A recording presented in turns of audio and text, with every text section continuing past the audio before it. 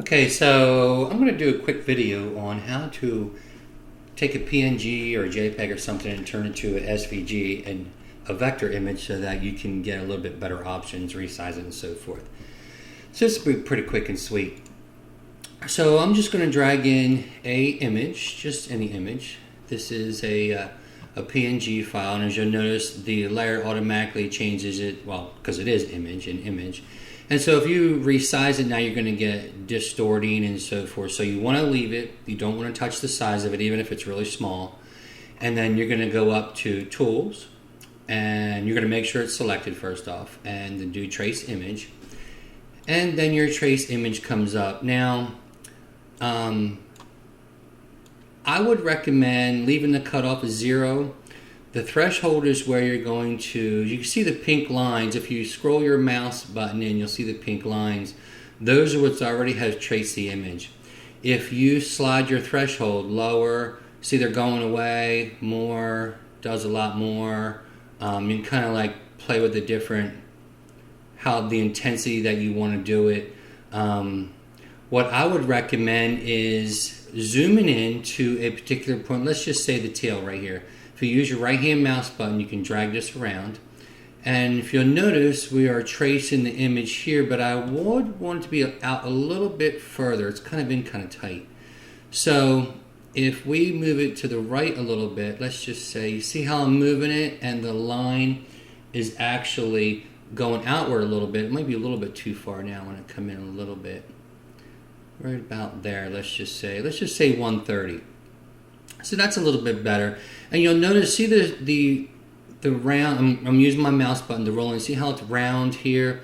That's where your smoothness is. If you turn your smoothness down, you'll notice, actually if I do 0, you'll notice it's just squares now. See, or squares, but you see it's just straight lines, there's no curves to it, nothing like that. So you can kind of play with the smoothness a little bit. 1 is about pretty good. You don't want too much because then you're going to have too much of a rounded corner. And you can also click Show Points, and that will show you your actual node points of where it's doing the curves, which I'm not sure that really matters, but for the most part, what you're going to want to do is adjust this threshold. That's going to be your key. Zoom into the different areas that you're going to see where the transitions are. You can zoom back out, use your right hand mouse button to zoom around, kind of make sure that the lines are going through, and then click OK. Now when you click OK, you're going to have 2 layers. The first one is going to be your original image, and the second one is going to be your new one. Of course, I always like to click Reset Default and then click OK. So now that the SVG one is highlighted, let's hide the first image, turn it off, and now we have just the SVG file. So now this is actually a vector. So as you can see, we just trace that as a vector, and then you can choose fill in line, whatever you want to do with it. But the nice thing is you can get a much smoother burn out of that, and if you click it, you can resize it without getting any type of distortion at all. So that being said, I'm going to show you a little bit different. That was easy. So let's delete these layers. Actually, let me just click start over. So I'm going to show you a little bit different one here. So this one is a PNG file that I just downloaded right now. So this is going to be a little bit more trickier because there's a lot of little areas and you're going to have to kind of play with it a little bit. So click on the image, go up to Tools, Trace Image, and I would recommend zooming in, and you're going to have to just kind of go in and out. If you already noticed, just by default, the 128 here, I'm not getting any of the bird. See the bird's wings, none of that is coming in. Everything else isn't too bad, but none of the birds. So just for the heck of it, if I click OK, and then I'm going to hide the first layer, you'll notice the bird's gone. And if I actually clicked Fill in Line, it's going to fill in the whole inner part here, but the bird has no detail to it, and it just doesn't look right. So I'm going to undo that, and then I'm going to go back to Tools, Trace Image, and I'm going to zoom into this. And I like to just pick the part that I'm having trouble with and kind of zoom in a little bit there, and then we'll adjust this a little bit. So if I go lower, just even a little bit, 20, you notice now that it's coming in now. See how now it's kind of starting to trace a little bit of that, and it actually looks pretty good right there, to be honest with you. But just kind of zoom in, use your mouse button, zoom in, and make sure that you're getting what you want. The smoothness is okay. You don't want it too smooth. Actually, that could actually probably come down a tad. I'm just going to say 800 so it's not too rounded, so I can get more detail there.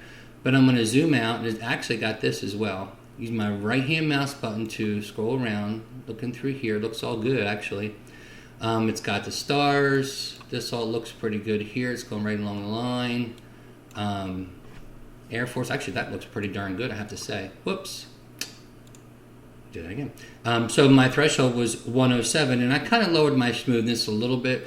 So when I click OK, again, I have 2 layers. I'm going to turn off the first layer, the image, and now I have the second layer, which is my vector.